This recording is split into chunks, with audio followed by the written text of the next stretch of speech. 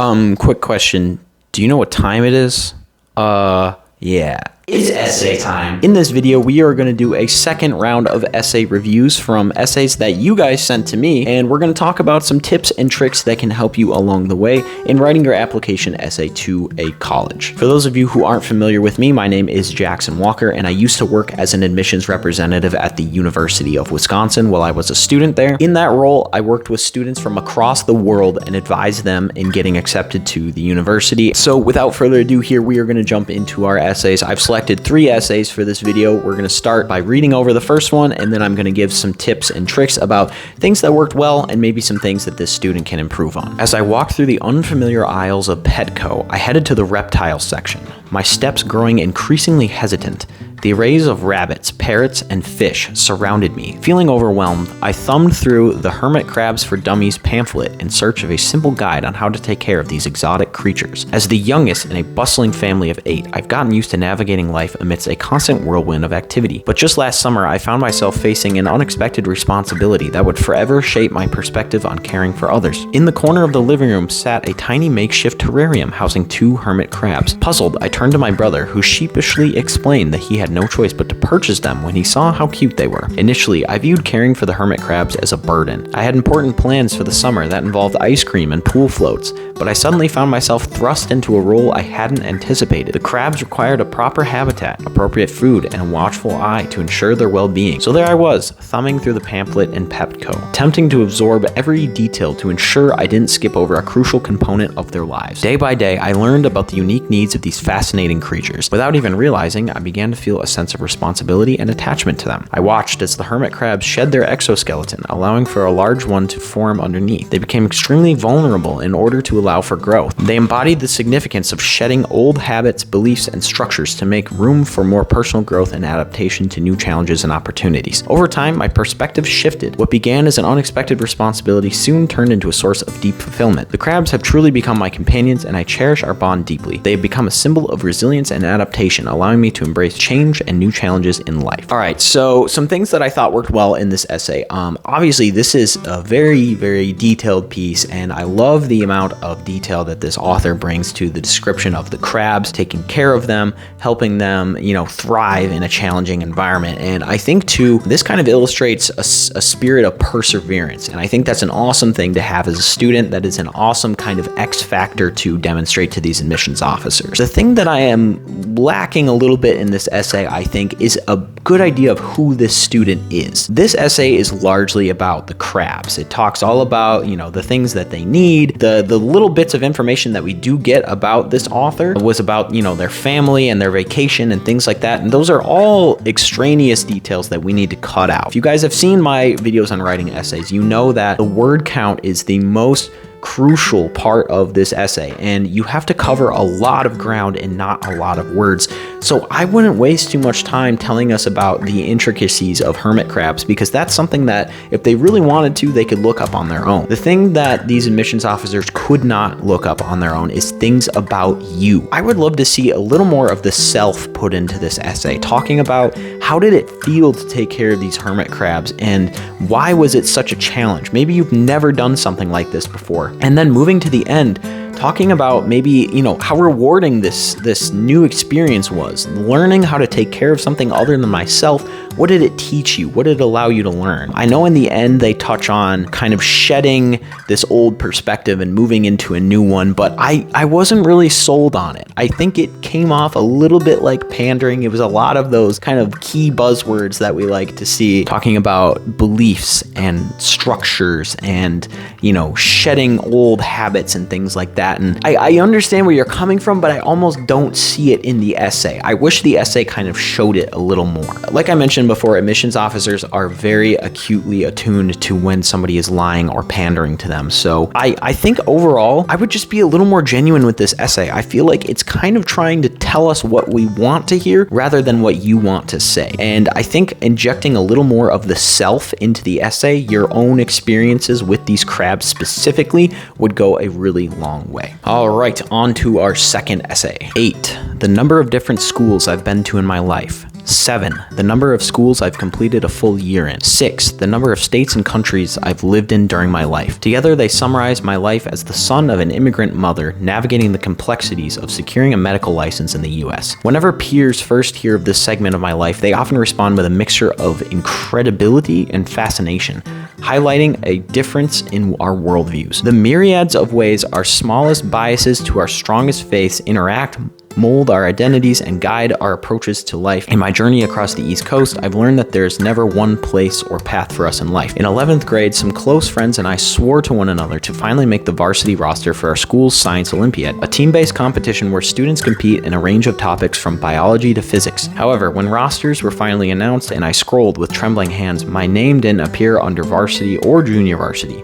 Instead, I was relegated to alternate. Looking back, it's funny how easily I let a single word mark me as a failure. Through this perspective, I discovered the ever-changing world of machine learning via the book An Introduction to Statistical Learning. As I immersed myself in the complexities of statistical models and algorithms, I grew ever energetic to learn more. Days would slip through my fingers as I experimented with datasets in every way I could imagine to make regression models more accurate at interpreting handwritten letters. Simultaneously, my commitment to Science Olympiad team persisted and expanded. From an alternate to a junior varsity member, and eventually a student coach, my role in the team grew from each test I made or moments I recorded build run. For that JV promotion in particular, I received many cherished memories of sleepless nights with peers trying to get motors to work, and at least one existential crisis from write it, do it. Looking back, I understand that perspectives remains only one part of thriving in life. It is the lens that enables us to let go of our frustrations when we fail, look at the tools before us, and identify the best way to move forward. As a person, I've grown to learn that it's rarely the resources or situations we find ourselves in that matter the most. It's how we respond to them, and I can promise to myself I will strive to make everywhere I go a place where I show my best, as I've always done in my journey across the US. First and foremost, I love the way that this essay started with that countdown. 8, the number of different schools. 7, the number of places I've been in a year. 6, that sort of like countdown. I was really kind of compelled to see where that went. I wanted to see it count down all the way to 1 or 0. Sort of when it reached the conclusion of the essay, but it didn't quite go there. As a matter of fact, we never touch on that countdown idea again, and I think that's a really creative aspect of this piece, and I wish that was brought out even more. I'll also say that, this student has a lot of great ideas packed into this essay, and that is absolutely what you want to do with that application essay, is you want to cover a lot of ground. By that same coin, however, I don't believe that all of these ideas are connected. For example, we open up talking about this student is the son of an immigrant mother. That is a great detail, and I want to see that explored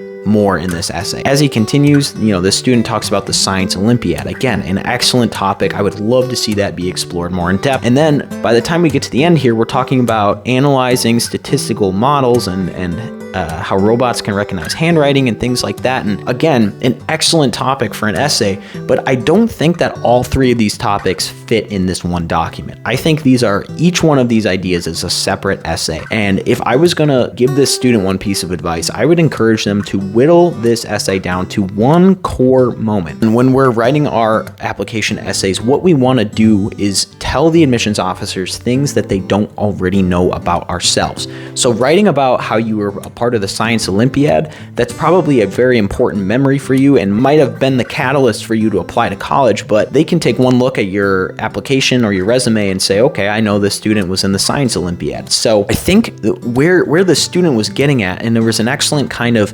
this push to go from an alternate to JV to varsity. And as somebody that did that in high school with sports, I know how challenging that is, and really how that can force you to grow in a really great way. And I wish that element was brought out more. Show us the growth. Don't just tell us about the growth, but show us things that happened in your life that led to this growth. And I know in a lot of scenes he describes, the days flew through my hands and I had many sleepless nights. And those are great ideas, but I don't connect with those. I want to see the time going by. Tell me about this exhaustion that you experienced and why you went through these sleepless nights. Give us that emotional tie to you that's going to help me relate to you, because as an admissions officer, what I'm looking for is a great story. I want someone that I can take to my boss and say, here's the kid from the Science Olympiad. I'm going to remember that out of all the other essays that I read today.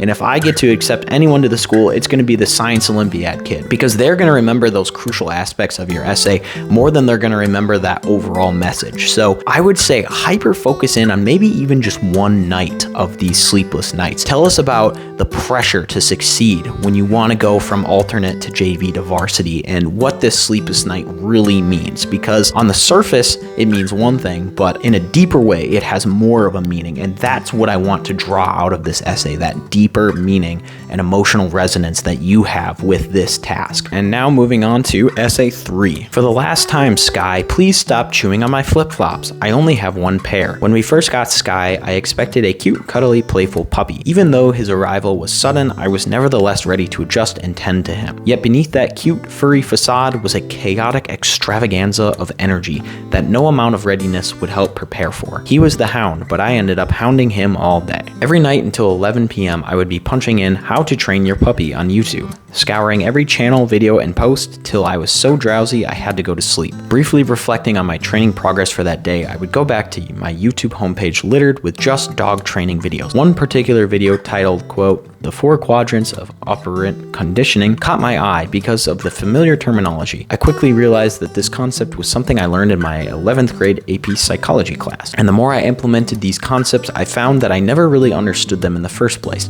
Yes, positive punishment means to add some adverse stimulus in order to uncondition a certain response according to my textbook, but what is its significance? Why does giving Sky a leash pop or a slight shock on his electric collar make him less likely to chew on my flip-flop? It's because I'm pairing something enjoyable for him with an even more non-enjoyable thing, thus causing him to lose interest. It was a sudden flashbang in my head. Getting an A+ on my exam does not prove that I actually knew the concept tested, but rather proves I can study and do well on a test. From my training experience with Sky, learning is not only spending 2 to 3 hours a day memorizing and reviewing facts and concepts, though it is a foundational part of learning, but rather the application of what you learned in certain scenarios that demonstrates mastery. Going into college, I want to expand upon and refine this idea on how to be an effective learner, and I absolutely believe college is the perfect place to do that. Alright, so some excellent things in this essay. I want to start with that conclusion, because I think this is the first essay that I've read that has compared the student's experience to what they will be doing in college. I think this is the thing that I bring up almost every time, but that we are trying to tell the admissions officers things about us they don't already know. And so this is an excellent example of telling them, why do you want to study what you want to do in college? What is the background that you have that led you to make this decision,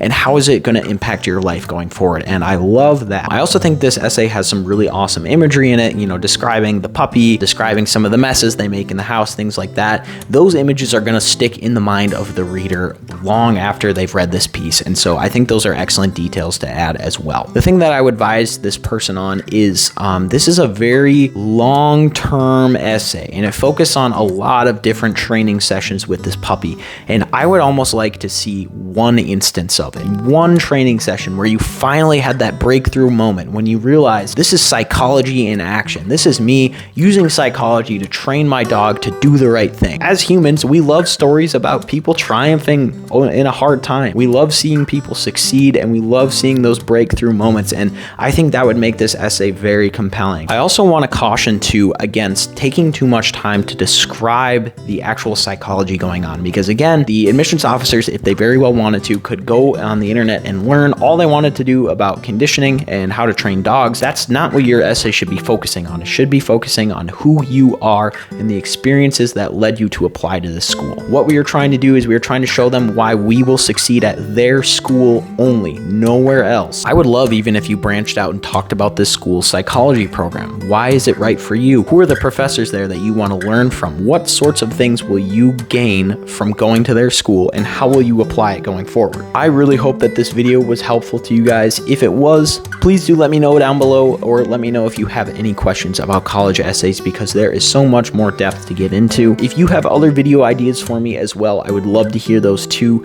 Let me know those down below. I'm always open to hearing hearing your guys' thoughts about what you would like to see covered next. If you're currently writing your college essay, good luck to you, and I hope that this video will give you some helpful tips towards getting that acceptance that you're looking for. If you haven't seen my other videos on this topic, I did do a round of essay reviews before. That is going to be over there, and I also have a lot of other videos talking about other aspects of the college application process as well that you might find interesting. Until next time, thank you so much for tuning in, and I will see you later.